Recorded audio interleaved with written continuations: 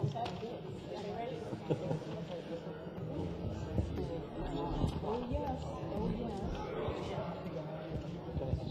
it to myself, one page. Good evening. Can you hear me? Yeah, you can hear me. Right? Okay. Welcome to the Thursday, March 5th, RSU 14 Board of Directors public hearing. We are at Raymond Elementary School. It is 6:32. Mr. Superintendent, if I could have a roll call, please. Sure can. Kate Bricks, Eric Colby, Jennifer Fleck, Here. Diana Forslund, Here. Marge Gavoni, Here. Pete Hensler, Here. Jen Moore, Here. Don Dillon, Here. Jerry Keene Dwyer, and our student, Ayanna Maciel, I don't think is here tonight. And I'd like to just acknowledge that our attorney, Bill Stockmeyer, is present with us tonight as well. Thank you. Okay, if you could please join me in the Pledge of Allegiance.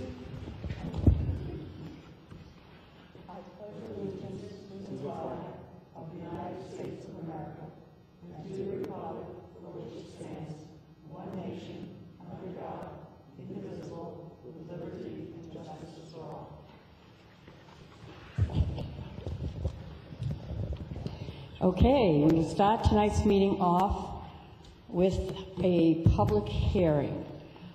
This is the first public hearing on the revised proposed change to the cost-sharing formula, which we are calling Method B. Mr. Davis, our Assistant Superintendent, I think. Yep. Is he going to start off? Yeah. If I could just say a couple things before we turn it over to Don. Don will go into detail. Just as a reminder to people, process-wise, I thought I'd give a little historical perspective about our cost-sharing formula.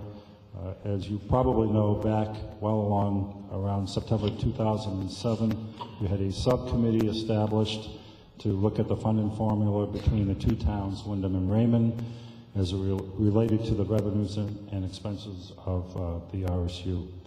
July 1st, 2009, we actually became an RSU, and the cost-sharing formula was established, and it was based on a 3-year average of additional local expenses. And Raymond's percentage was 45%, and Windham 55%. And that's what we've been using until actually 2004. We began to say, gee, it's probably time to look for a new formula, get a proposal out in front of the public. So on February 25th, we had a public hearing on Method A, which is one formula that we looked at. We had input from the board and the public, and tonight we're back to bring a Method B, which basically speaks to major and minor capital costs.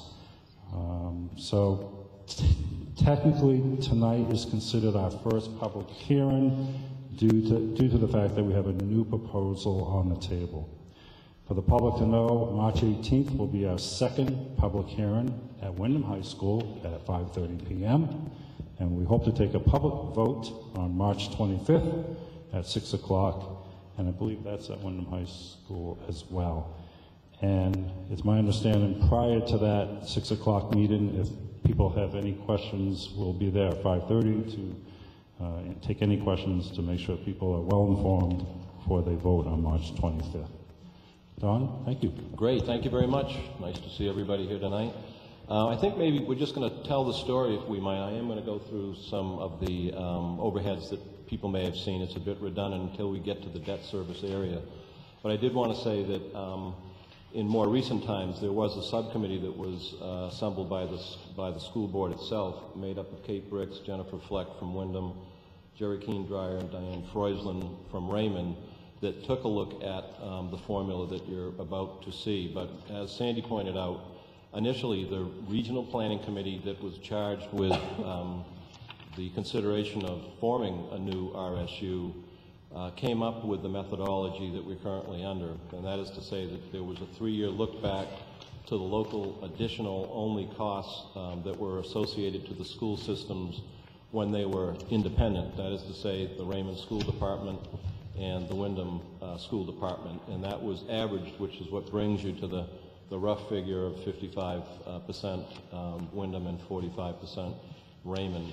So since that time, obviously, the recommendation has come forth to change the methodology a bit, and Jennifer Fleck had an awful lot to do with that. So I'm going to turn that component in terms of the methodology over to her, and then I'll go through the debt service for folks.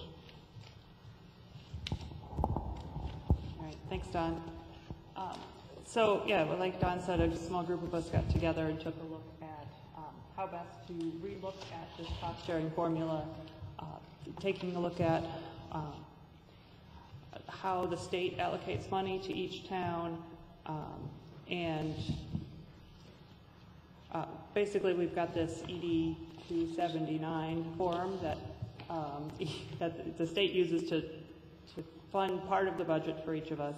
And so what I did was I took some time to go through exactly how the state does that calculation so I could recreate it for us as if we were two districts, because if we were, that would be how we would share in costs, because really there wouldn't be sharing. It would just be what each of us would pay for on our own.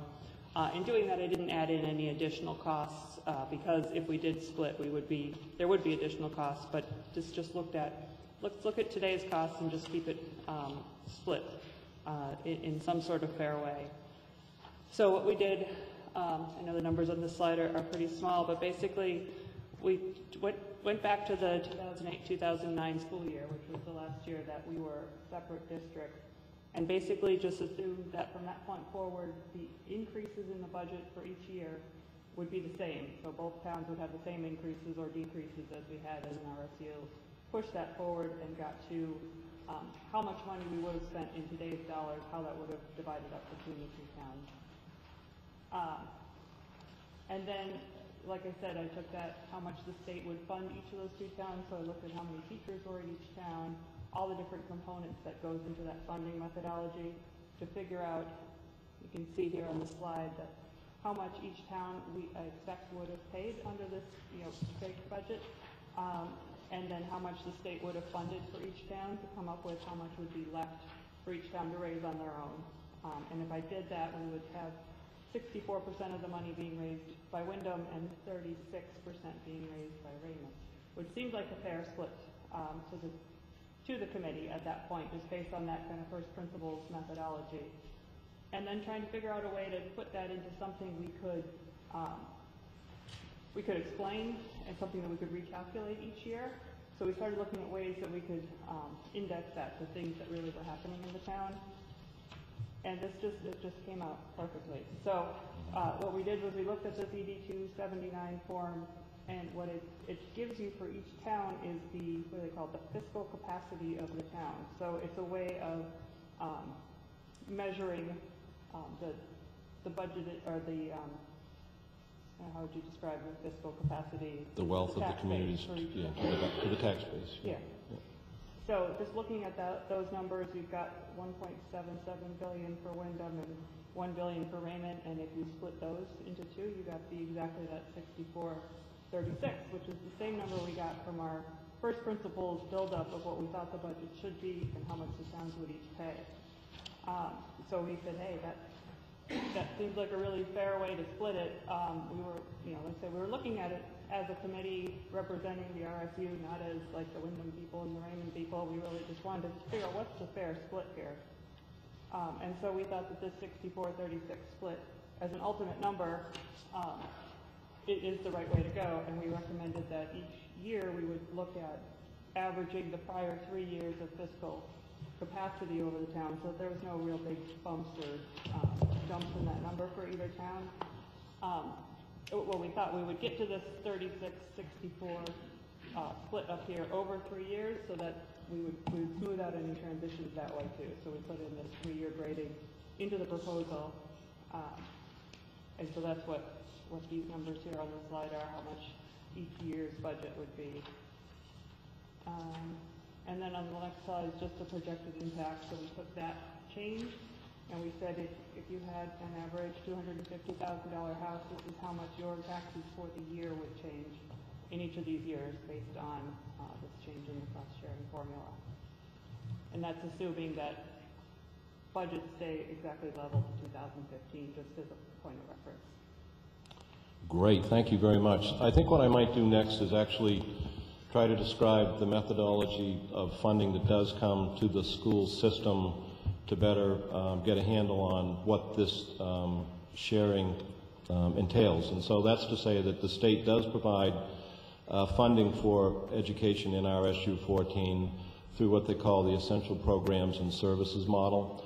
So the model that is under the control of the school board and the public ultimately is not that at all. That's a legislative function that we have no control over. So essentially what we're talking about is that part of the budget that is that money is raised to provide for enhancements or things that the essential services and programs allocation will not pay for. So it's a different sum of money. In other words, it's a roughly $41 million budget. The amount of money that we're referring to is in the $4 million realm, which includes the local additional and adult education at that current 55-45 split. So having said that, what we did learn, the RPC group, the Regional Planning Committee that made the recommendation to the state, looked at the 3-year look back, and it was looked upon favorably by the state of Maine at that time. What we've learned, we had folks come and speak to us from the law firm as to what their experience was as the funding formulas in other districts across the state. And essentially we found something a little different, which was they either looked at the fiscal capacity, as Jennifer had pointed out, which is the valuation of the community measured in terms of across the state of Maine, and the other way is through student enrollment. And some districts use only fiscal capacity, some use, I would assume, only student population, and there's probably some that also use some form of a blend of both of those. But as Jennifer pointed out, as we unpacked the formula, it looked like the best way for the recommendation to go to the board was on fiscal capacity. So essentially that's where we're at. And what I might say as we continue now on to the debt service is that in the current formula, any new construction that was to take place prior to the time that we consolidated was the responsibility of the communities. So for example, there is a note on this school that's paid for by Raymond. Notes on the Windham School remain paid by Windham, with the exception of the fact that when Windham High School was built, it was hoped, and there was good communication about the fact that we hoped that Raymond students would come to Windham High School. The core of that building was built out larger than the general population at 1,300. There was a larger auditorium, things of this nature. So that particular high school had a state-involved allocation, which was wonderful. However, the things that I'm referring to that were over and above the auditorium, for example, had to be paid for by the local taxpayers of Windham. And so Raymond agreed in the consolidation to consider that as a percentage of students that go to the school. So for example, if 1,000 students are in Windham High School and some number of Raymond students in the 150, 175 area go, then it would be a percentage that would be paid for the local only component. So that would be the part that Windham had to pay, not the state allocation component. So that remains even in method B. So we're mainly focusing on method B and the change between method A and B. So the public came, the public made some comments, and initially the way that it was devised was that the community that had the debt would be responsible for it completely, whether that be major capital, which is under the realm of school construction, or the minor. As people thought more about that, it seemed like it would be make more sense to have the debt service that was of that major construction be paid for by the community that went ahead with that process, but that the minor things wouldn't be. So the example that came up was that, for example, if a boiler was needing repair in Windham, then the Windham community in the former method would need to be paying for that, If the roof needed replacement at Jordan Small Middle School, then the Raymond taxpayers would be responsible for that. So there was some changes to that thought, which was that those things should be devised more to the RSU as opposed to each community. And that is kind of an example of that, where I've made the analogy, I guess, to the boiler repairs you can see there. So as our attorney, I think, kind of simplified things for me personally, speaking about the major thing, if you're going to have construction that changes the footprint of the building, then that footprint that's been changed would be the responsibility of the community that changes the footprint. But yet still, in the other realm, to the extent it's a renovation so that you don't change the footprint, then that component would be shared equally amongst the community. So that's, I think, the major change from method A to now method B. And I think that might be... So, but the notion still is that the agreement relative to the local-only debt for Wyndham High School would continue on. And one thing that I didn't mention was, to the extent that, let us say that there is a major construction, again, the footprint's been added on at any site, but well, let's stay with one site, in Wyndham, and then a certain amount of Raymond students attend that building, then that same percentage capitation would be applied to that as to this older methodology for Wyndham High School. So when we were talking about that, I just wanted the public to understand that the current local-only debt for Wyndham High School being in the realm of $515,000, of which Wyndham is responsible for the $426,000 and Raymond $88,000. The state-approved debt is $1.8 million, roughly, on that project. I think that is it, and we probably are able to take questions if people would have that. Madam Chair. Okay, if there's anyone from the public who would like to come up and speak, please come to the microphone and state your name.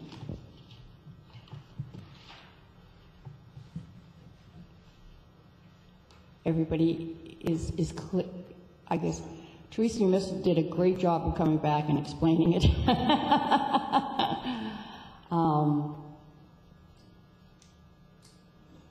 Nothing? See if you wait long enough, somebody will come up. The footprint issue. I understand that if you have a footprint of Wyndham High School, for example, if you add on to that, that's an additional footprint. I lost you on new construction, off-site new construction. Off-site new construction would be the well, that would be in the major capital improvement realm, so that would be the responsibility of the community that builds that out. One of the hot button issues we all know is the possibility of the middle school being local. If one student from Raymond attends that school, is there a percentage split back to Raymond? It would be one student over 635 would be the percentage. It would be a small, very small amount. Yeah.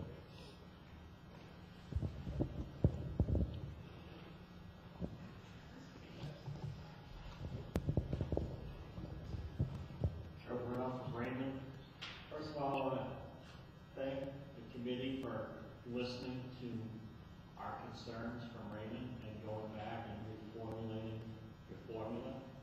I think it's a step in the right direction. The only concern I have is that Raymond over the next 3 years is going to be paying more than they should because you're phasing in this formula.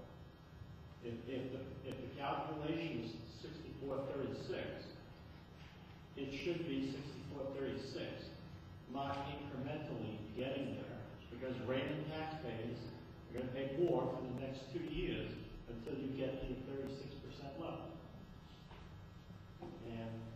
But other than that, I think it's a fair formula when you finally get there. But I understand the politics behind it and why you're than that, congratulations on coming back with something workable. Thank you.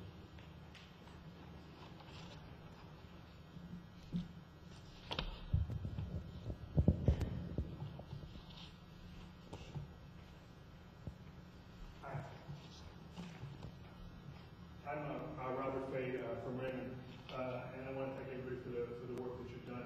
I listened to the last presentation on the internet. I'm here to say that I support the. I'm from Raymond. I'm here to say that I support the. I'm here to say that I support the proposal. I would say that I support it to the extent that if it passes, I would encourage the town of Raymond to suspend this discussion about leaving the RSU.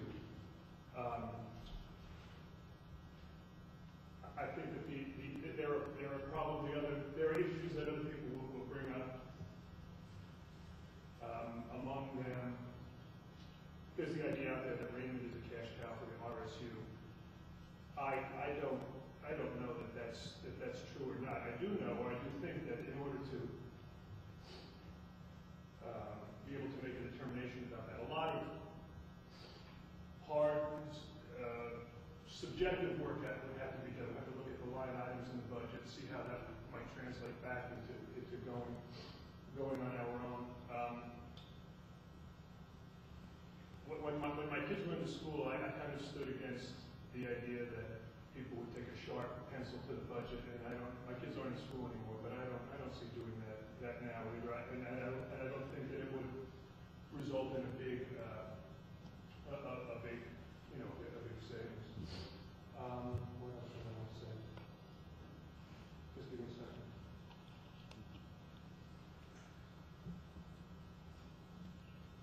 Oh, the agreement. There are probably some regarding the capital arrangements. I think if you look at there are probably some pitfalls that could result. But I think that the political reality is that those things would not happen. We had a discussion the other night about it, and I thought about it. And I'm convinced that those are not realistic. And regardless, if one of these doomsday scenarios came out, I think you know what I'm talking about. You could walk through it, and technically, the citizens of Wyndham could vote to build a middle school in Raymond, and Raymond would pay for it. It would never happen. Raymond would still have the estate patch out the disassociation door, if you will. So that's what I want to say. Thank you for your work, and I hope it passes. I understand the political concerns of the people in Wyndham. I hope you can sell it down there, and I hope that the people of Raymond will follow along. Thank you. Thank you. Thank you for your input. Is there anyone else? Going once? Going twice? Okay. That will close the public hearing portion of our meeting this evening. We do have to go into executive session. If I could have a motion, please.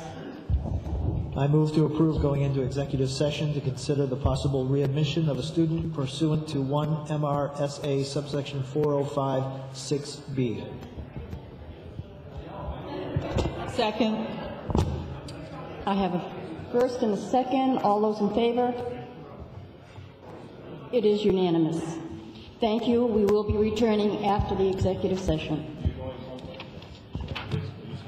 Now we're going to the...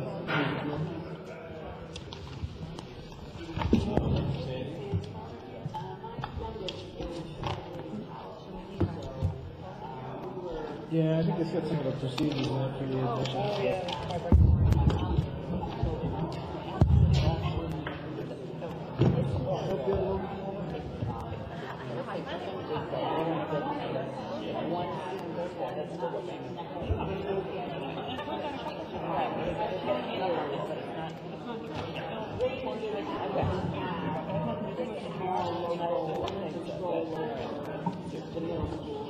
students here that have to close to home instead of traveling all the way.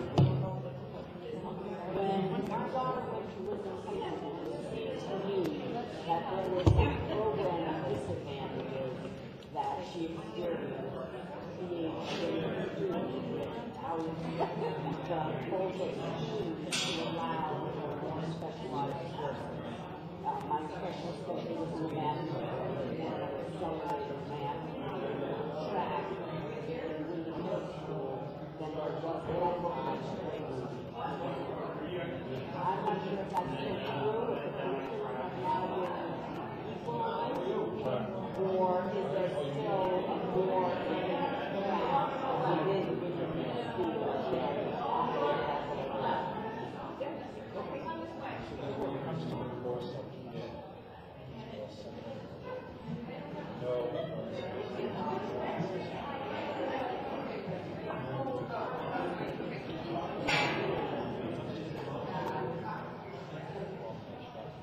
So, can Wyndham students enter Wyndham High School having completed algebra and go right into geometry and then be a year ahead? They will work.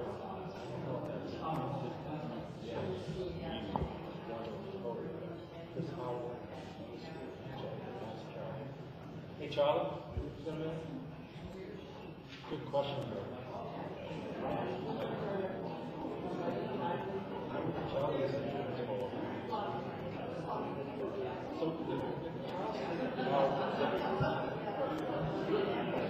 My daughter was both of my children in college.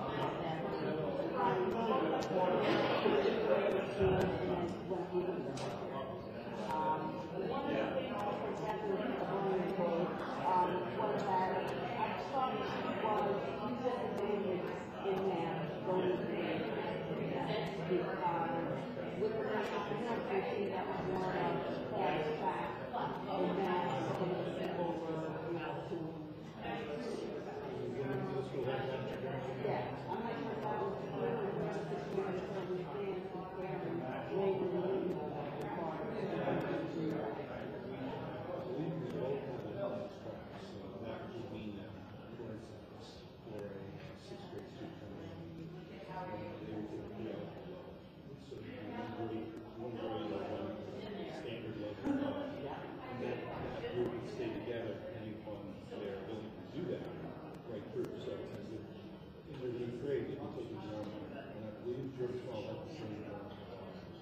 So then when they get into high school, they're ready to go into advanced algebra, and so that they can do algebra, pre-calc, calc, and statistics. All four of those? No, they can, functions and statistics is another in there. I think their goal is to get everybody on the advanced track to pre-calc. So how far do the really advanced math students get? Because my daughter went to North Carolina State, and she was way behind the average.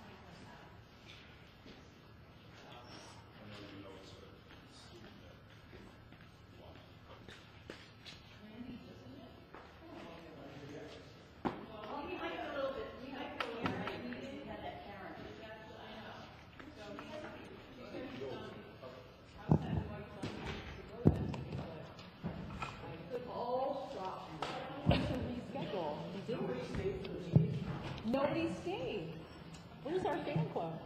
Our fan club, as our board meeting continues. What's your meeting? Oh, 8th grade. Oh, You'll find out. Oh, my goodness. She's been out every day. She's been full. I need to be I would call You don't know? I don't know if she's going to school yet. Oh, that's right. Has she really get up? No. I just don't know. She's just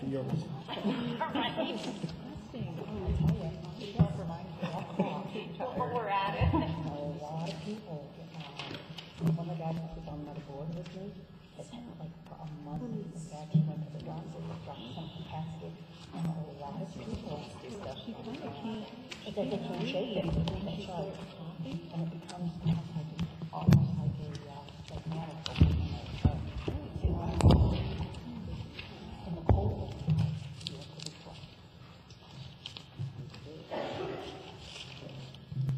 Are we ready?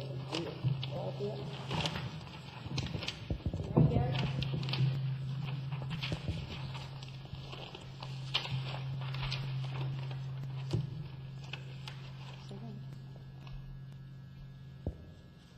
Okay, we are back from our executive session. I will take a motion, please. I move to approve the student under consideration be readmitted to school, and that the superintendent provide the parents with a written summary of the board's findings. Second. Okay, we have a first and a second. All those in favor? It is unanimous. The student is readmitted. All right. Want to take a 5-minute break? Are they all set? Yeah. Okay. Next on the agenda is a presentation on the RTI intervention program at the middle school with Randy and Charlie. Randy's not here yet, so Charlie, if you would like to begin. Oh, well, we could. Charlie, would you mind hanging around just for a little bit if we do some other stuff? Just to give him a couple minutes.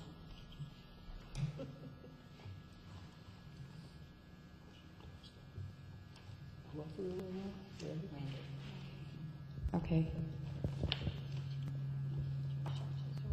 If I could just interject with the next agenda item. Our school attorney mentioned earlier tonight that the word vote should not be there.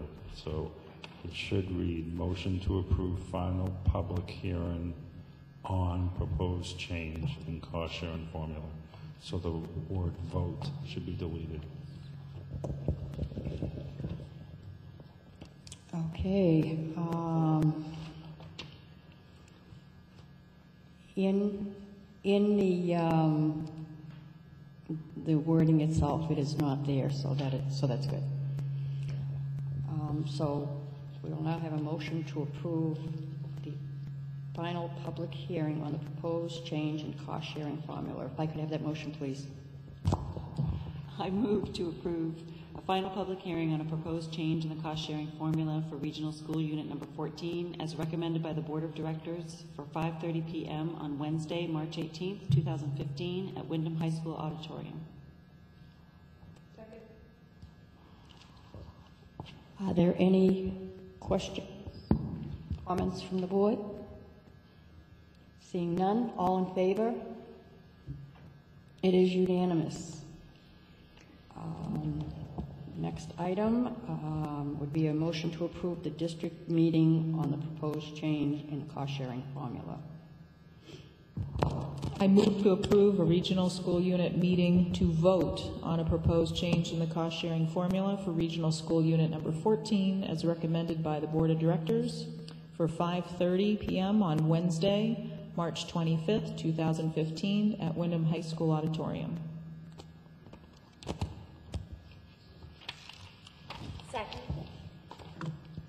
We have a motion and a second. Is there any questions, anything, comments from the board? Yes, Jen? I just want to clarify, my understanding is the meeting starts at 5:30, the vote is at 6 o'clock? Okay, so just so the public knows that the vote doesn't happen until 6. Yes. The 5:30 is a chance to ask other questions. Right. Thank you. Okay, all those in favor? It is unanimous. What I have here, before we go any further, so everybody is aware, we can start if you're in, Jerry. Now that we voted, those warrants need to be signed. Charlie, do you mind if we go through just the minutes, approve the minutes?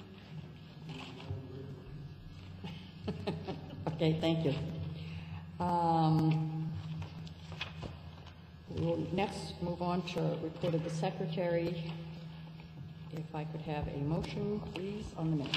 I move to approve the minutes of the January 2015 meeting. Second.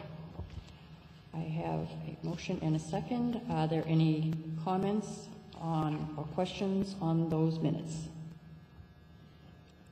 Seeing as there are none, all those in favor? It is unanimous.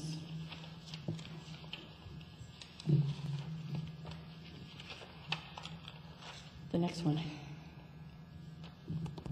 I move to approve the minutes of the January 21st, 2015 meeting. We have a motion and a second. Are there any questions or comments?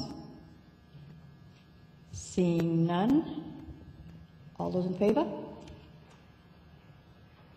It is unanimous. I move to approve the minutes of the February 11th, 2015 meeting. We have a motion and a second. Are there any comments or questions? Seeing none, all those in favor? You abstaining? One abstention. Pete is abstaining.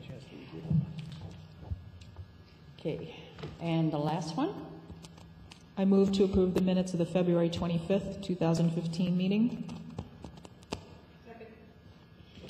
We have a motion and a second. Are there any comments, questions? Seeing none, all in favor? It is unanimous. Okay.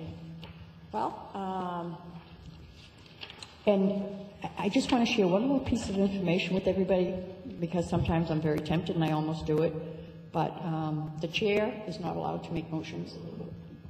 I don't want people to think I just sit here and prod other people, but the chair is not allowed to make motions. Exactly what we think. Not everybody knows that. Well, Charlie, you can start. Thank you.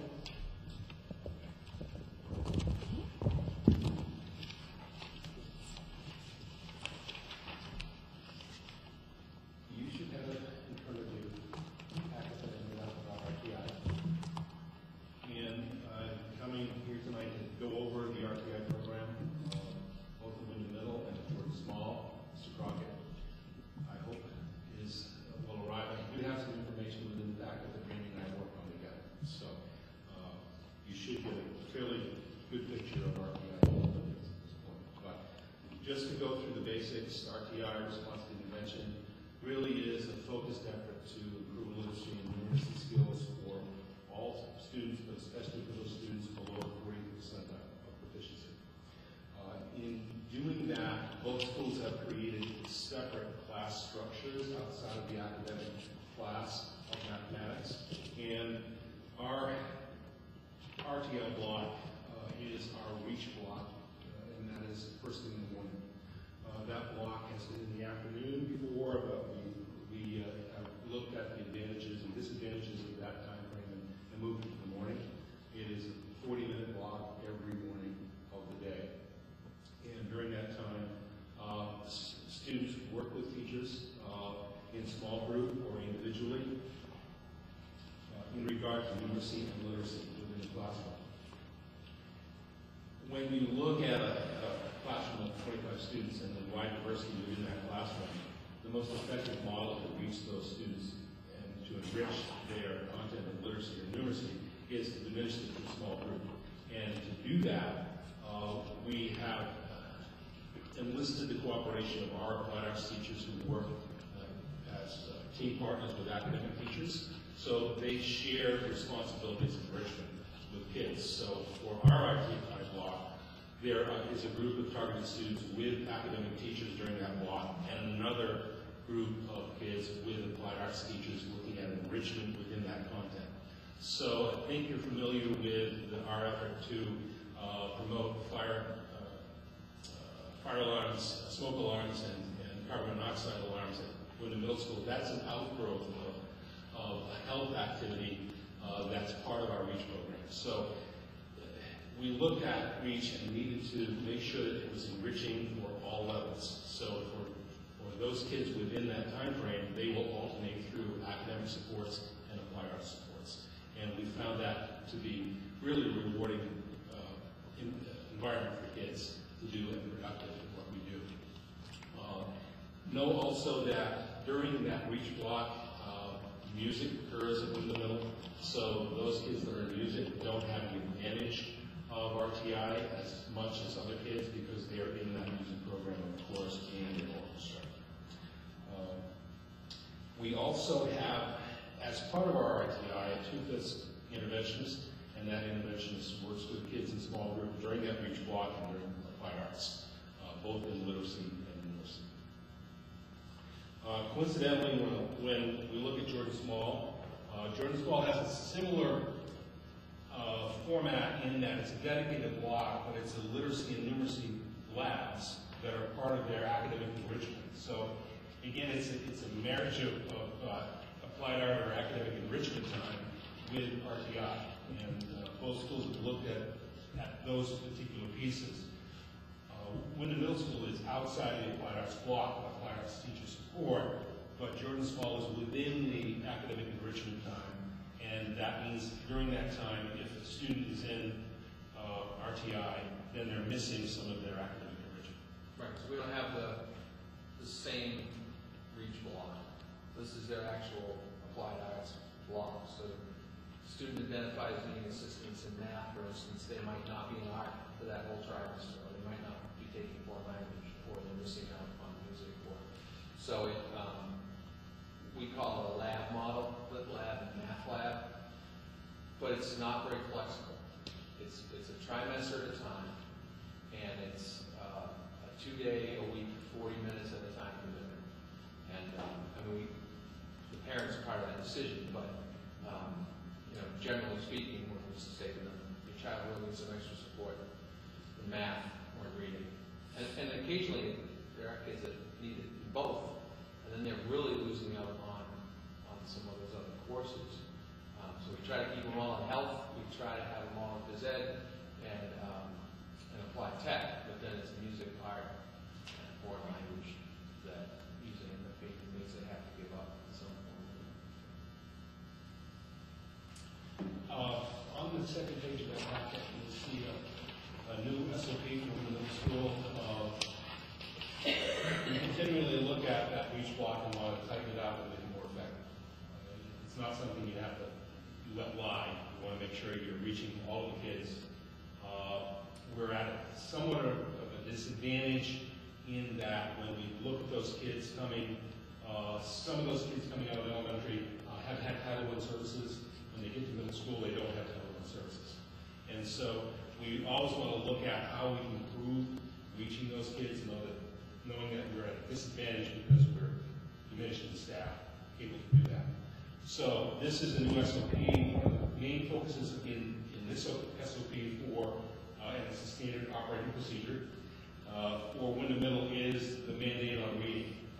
When you look at some AIMSWIP data on the next page, there was a little bit of downturn in reading within that targeted cohort. That's something that obviously you don't want. We want to make sure that we're moving forward with the mandated reading period and students done with all their work within their RTI and need to read. So that's something I move forward with along with the RTI committee. This gives you an idea of expectations within that REACH block so that kids are always busy. They're not necessarily playing Raymond games on their iPad. They're monitored and they're focused exactly where they need to be in literacy and numeracy. both schools. On the next 2 pages, this is the middle school data. Our progress monitoring device is the Ames Web. We no longer have NWA, and Ames Web becomes our primary source. As you can see here, the downturn in the non-special education cohort below the 40th on reading, and that is my concern and mandate that list of for your reading. The next page gives us an idea of mathematics. We're showing gains in mathematics of what we're doing within our RTI, and we're above our target growth.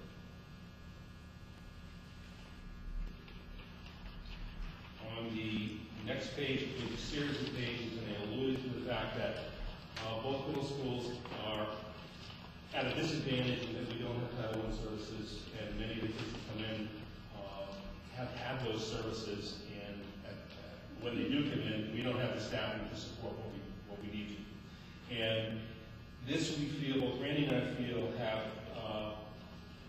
over the recent term from 2008 to 2009 to the present, revealed really stagnation in our ability to move achievement above where we want to be. We have come up, I think, 8 to 10 points from 2005, but reached a point where we're static at this point, and that we are always looking at what we need to do to make things more efficient. Yeah, and I wanted to point out that if you look at Jordan Small, 2010-11, 2011-12, you see some pretty good upward growth there. So 2009 was the first year we put the Lit Lab and Math Lab model into place. So, 08, 09, the proficiency level there is not great. So then you see some pretty strong growth for a couple of years, but now it's kind of leveled out. So when we first did those Lit Lab, Math Lab, we had about 18 to 20% of the grade level in interventions. Now we have half that much, but we're having a harder time getting the growth.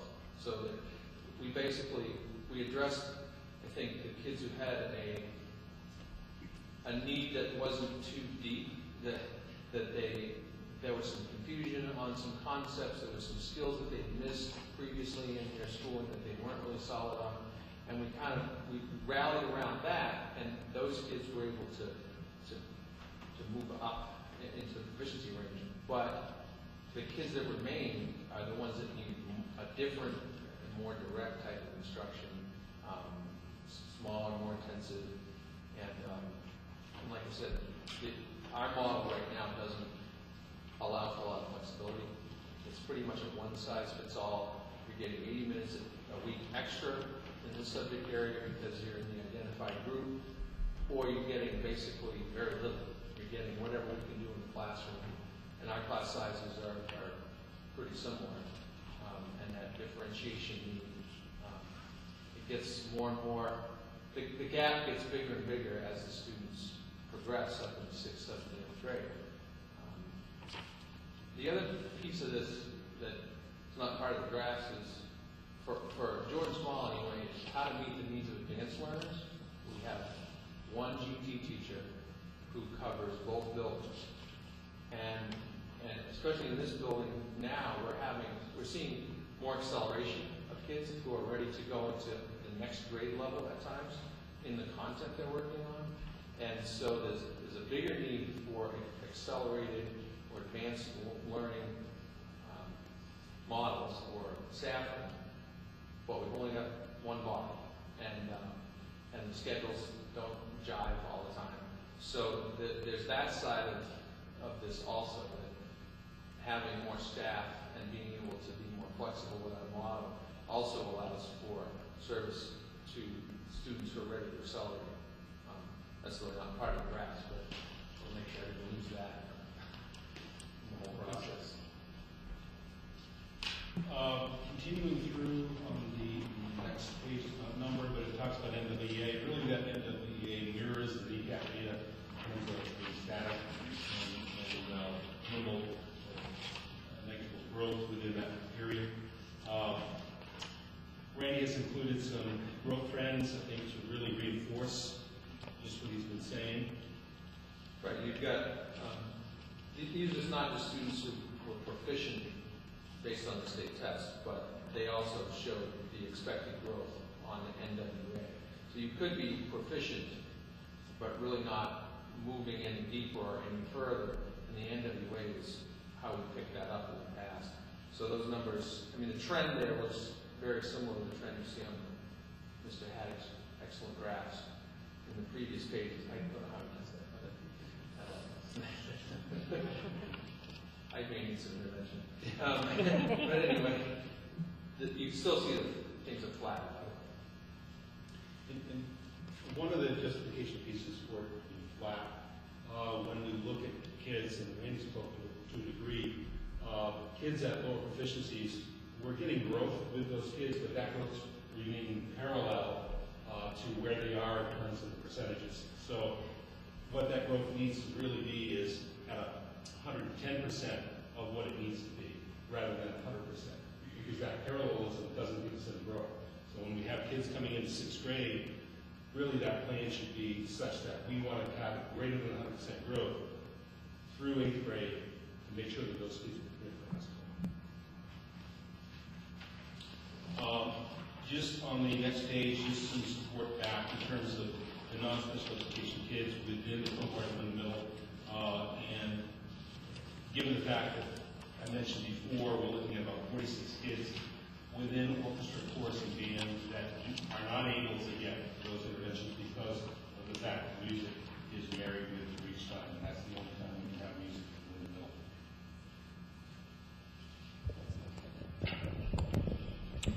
Randy, quick question.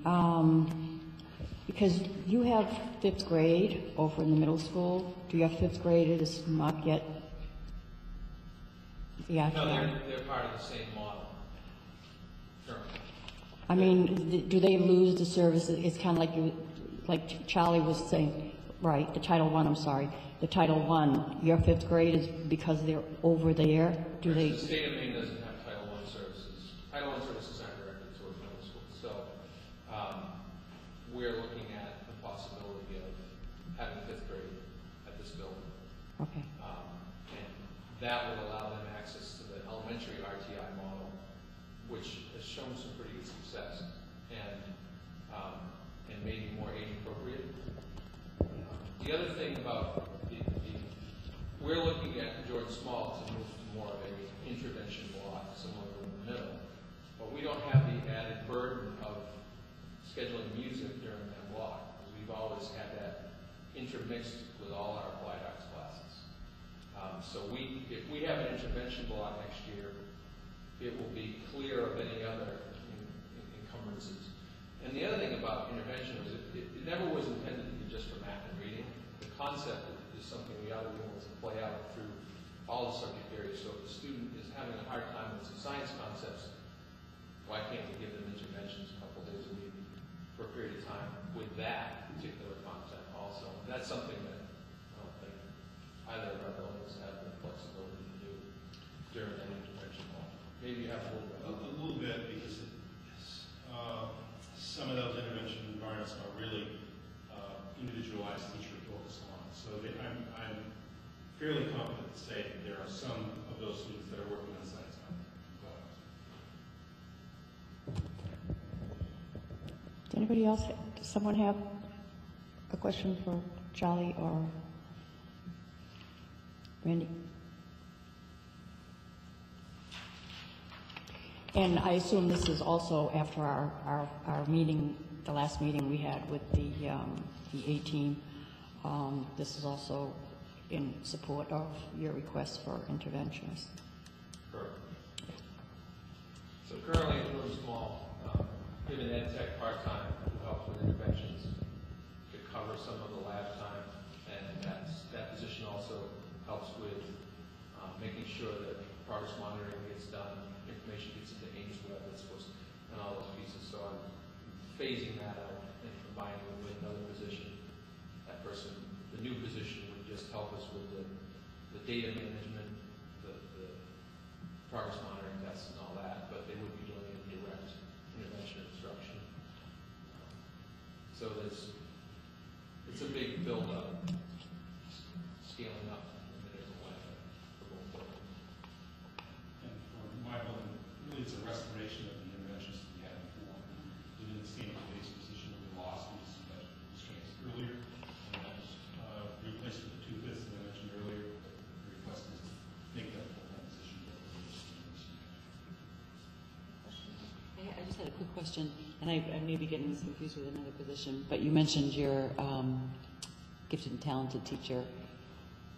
I might be confusing this, but did we approve additional staffing for that? You did. You approved a short-term, one-year request for 2/5 because we're having a hard time, and we're still having a hard time meeting the needs of a cohort of fourth graders who are very advanced in reading and writing. I was not able to fill that position because to hire somebody who's qualified to work a couple hours every day wasn't that attractive to anybody. And I mean, if the position that I have in my proposed budget goes through at Jordan Small, it's going to be kind of a redesign for both buildings in several areas. And GT would shift more over here, which means the regular teachers have more responsibility to make sure we're programming for the advanced students. So we don't, the Raymond schools don't have as many people specializing in things as bigger schools would have. So everybody kind of has to wear. They're responsible for all those kids on both ends of the needs.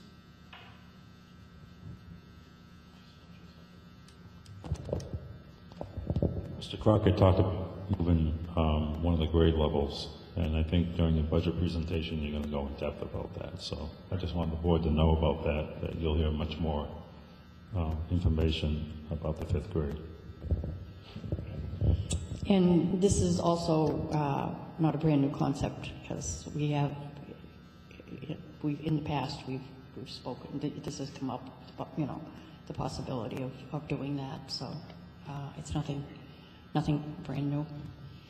The reason for it is the role of girls interventions and looking at how we schedule for the needs of the advanced learners, so that it's not just moving grade level. Right. It's changing the schedule at Jordan Small to some degree, creating this intervention block, giving teachers more time to meet and collaborate and brainstorm and design instruction to help kids who are struggling. And that time has been eroded. While the lab model gave the kids more support, it reduced the chance for the teachers to collaborate. So they only have really 2 periods a week where they can meet and collaborate as a team. So that's another big piece of that. But I would break it all down on the 28th. Great, thank you. Does anybody? Can you just specify in Wyndham Middle School, do you see a need that some of the children that are in orchestra, band, chorus, them needing to be in? Yeah. With the present structure, that RTI block is really one that we have music within, and we would have to have a separate dedicated block so everyone would be able to serve. Certainly there are kids within that music block that really truly need the interventions throughout the week. They get some because band, chorus, and orchestra are scheduled throughout the week. But if you've got a student that's in chorus and orchestra or band and chorus, then that student's going to miss a considerable amount of RTI instruction. So we really see the need for creating a separate block for RTI. Right. And on the other end, is it during a time, are you having issues with any certain time period with orchestra? It's more about access to the full curriculum. Okay. So that because a student needs interventions, we're basically saying to them, well, pick 4 out of these 5 classes, but you can't have them all. Right. So, they're not getting the full experience. There's a certain amount of, we'll call it inequity. It's just 2 different ways that we do applied arts. And, it basically comes down to how much staff you have. Right? And that's the bottom line. And how you divide up that staff. Thank you. Yeah, I was just wondering, do either of you know how your level of intervention support compares to our peer schools? Actually, doing the survey, one of my secretaries is gathering some of that information now, so I can get a better idea on it. I don't have any hard data at this point. Okay. When you do get it, could you share it with us? Thank you. Can I ask you, Randy, just some clarifying questions now? I know you said you're going more in depth when you do your presentations, but just so I heard you correctly. The interventionist position, that person then would not be doing instruction. It's to help with the data, collection of the data. Is that? The intervention position at Georgia Small would be to be able to divide students up in different groupings, so that for their regular instruction, so that you've got right now, for instance, 2 groups of 6th graders for every subject area. So that's 24 kids, 25 kids in one room for that time period. And in each of those 2 groups, say of math, you've got some students who really are not at 6th grade math level. They've got gaps in their previous skill set. So they're in a class of 25 with the teacher. There's no additional support in some of those classes.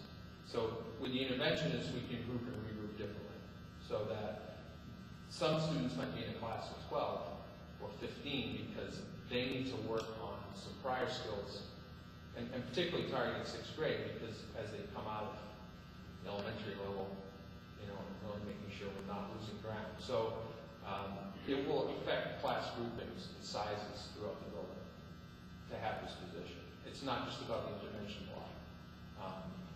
It's just having somebody who can really focus in on where those students are at, what their needs are, which then allows us to group and regroup differently.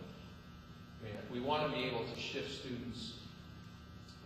If the student's ready for 7th grade level language arts, they're at a reading level and a writing level that is 7th grade, and they're in 6th grade, I want to have the flexibility to put them in 7th grade or 8th grade, so that, you know, the accelerated students can move up through the grade span. But we need the exit point. So the 8th graders, some of them are really ready for some high school concepts. That's when the GT teacher gets the language arts class. That's when we offer the geometry class. So it's to make that all happen. When the Jordan Small kids have to be sort of on the same schedule. The schedule has to flow with the same blocks of time, so that he can go to, you know, 7th grade math and I stay in 6th grade math. You all set? Thank you. That was very informative, and I'm sure we'll get more information when the cost center presentations are. We will now have, and I'll just go through it because I'm not quite sure. It's been a while, but I know some of the committees have not met. Finance, Jerry? We were going to meet yesterday, but we didn't meet yesterday, and so we're meeting next Wednesday for the finance meeting. So I'll be able to report on that the next time we have committee reports. As Marge mentioned last time, she and Eric and Sandy and I have sat down to talk about superintendent evaluation. I think we want to try to meet one more time with Sandy to sort of solidify that and let them back. I think we have some pretty exciting ideas and plans for moving forward in superintendent evaluation. But I'll wait until I get that a little more concrete and I'll look at that. Great. Facilities committee has not met. Facilities committee will be on Monday. So we'll have something after that. Kate, policy? Thank you. Policy committee has been working on a couple of graduation policies, and as I shared with all of you, I think we finalized the academic recognition policy, and we'll be recommending a switch to a Latin format. a greater number of students will be afforded recognition under this new format. Although it's probably ready to go, we're going to hold off on that because another policy, which is, there's so many letters here, let's see, IKAB, is that the right one? Yeah. Which is grading and reporting system. It kind of goes hand in hand. We need to have that one in place because it kind of dovetails into the recognition. So we don't plan on bringing it forward for the class of 2015, but we hope to have it in place by the fall so that we can inform the students for the class of 2016. So shortly we'll be meeting with all of the principals to discuss the reporting out because it really is a K through 12 system that we have to discuss. So the committee will be meeting with all the principals soon. The other policy that we just have a little bit more tweaking to do is the distribution of promotional materials, which I know I've talked to you probably ad nauseum about. We just want to gather a little bit more data about surrounding schools and how they handle it, and hope to come with you actually for more of a discussion to see where you land with the parameters that you're comfortable with.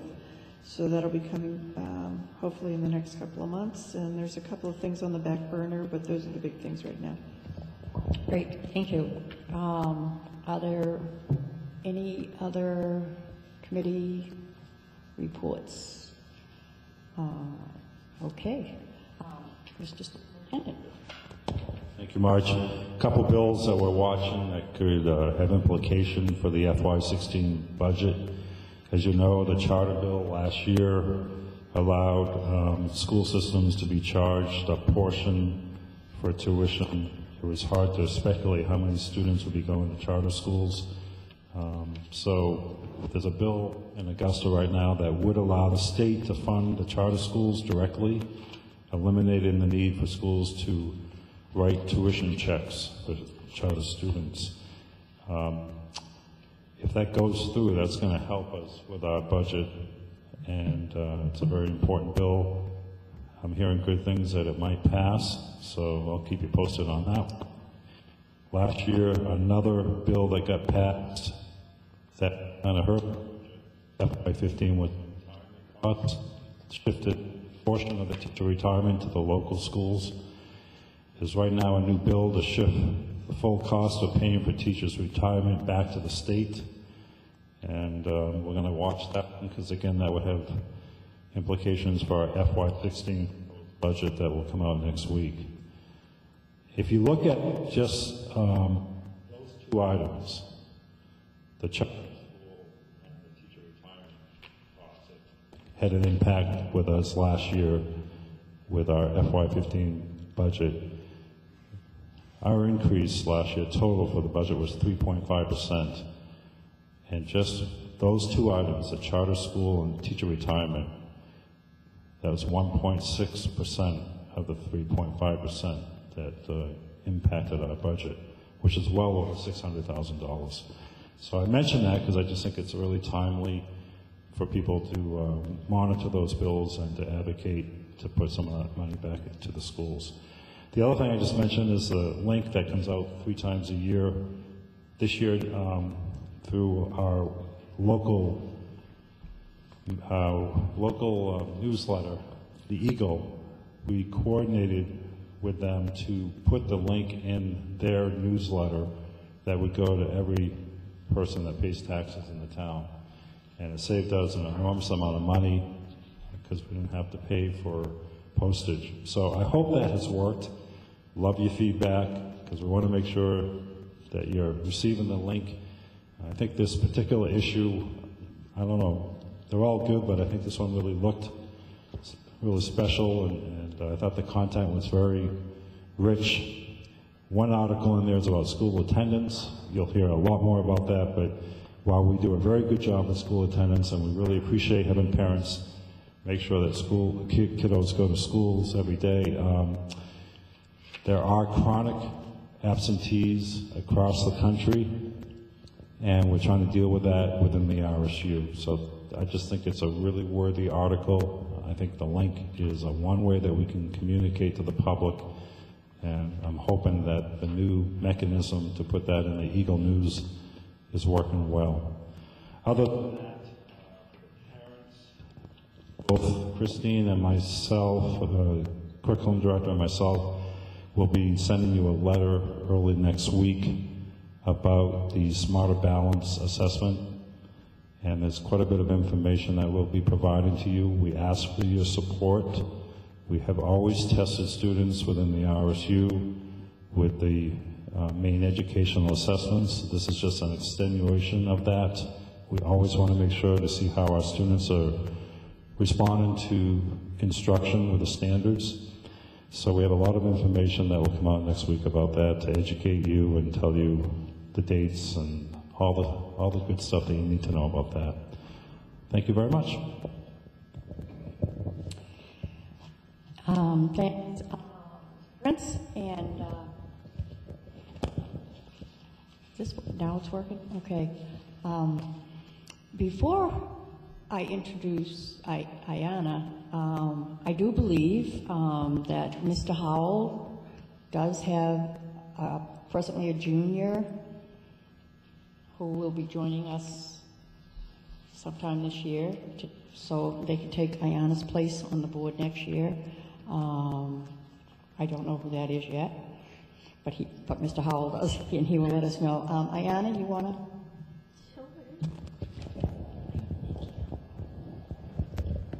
All right. So a couple big things. On March 26th, the Project Grad Committee is putting on Dancing with the Staff again. This year it has a fun flair.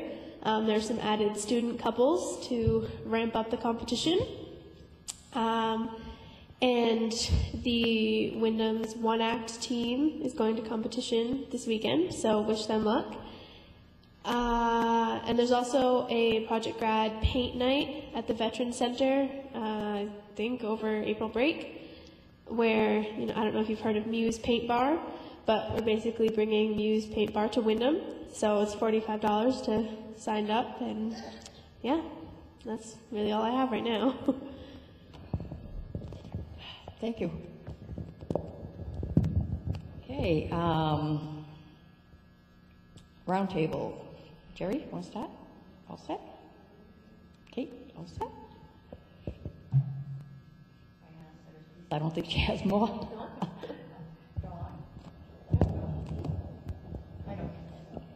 Oh, I was just going to say that we are getting into budget season, and I would encourage everyone, whether you're part of the public, whether you're a teacher, to stay educated, stay informed, and become involved. We like to have public participation at our meetings. Thanks. Thank you. Jen? Jennifer? Diane? Okay. I guess we just all want. I will say nothing. A motion to adjourn? Second. Okay, it's moved in second. All those in favor? It is unanimous. We are now adjourned. Thank you very much.